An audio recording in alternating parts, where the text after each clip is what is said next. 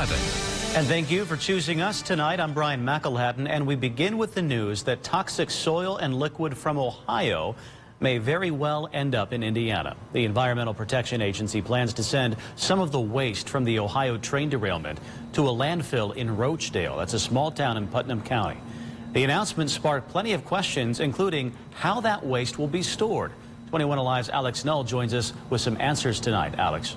Earlier today, officials with Heritage Environmental held a news conference to try and address some complaints from the public. Officials also tried to ease fears, saying their facility operates under the most stringent environmental laws in the country.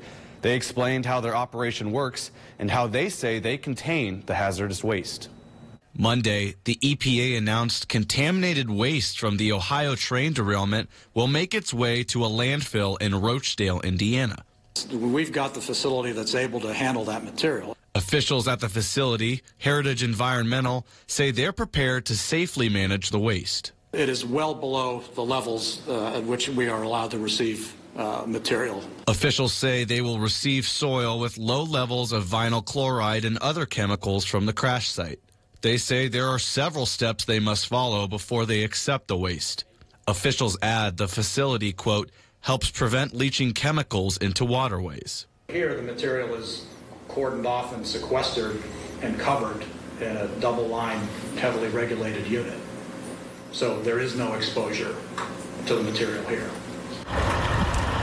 Landfill officials say they expect to receive 2,000 tons or, quote, roughly 100 truckloads of waste from the Ohio derailment site.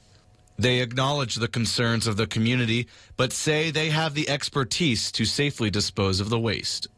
The facility manager, Eric Chris, says there are regulations in place to ensure it doesn't damage the environment. Water flows in and out of underneath the facility, so we're monitoring upstream and downstream to make sure there's no contaminants leaving the facility. Alex Null, 21 Alive News. And while that company insists that it can safely handle the contaminated waste, 21 Investigates has uncovered violations of environmental laws at that very facility.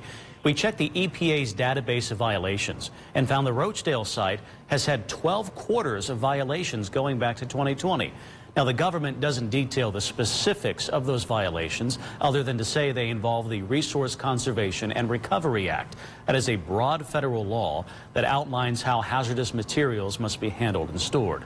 We should note the violations were not considered significant in the government's eye, but we are working to learn more about those cases. We've contacted the company for its response, and we will update you once we hear back.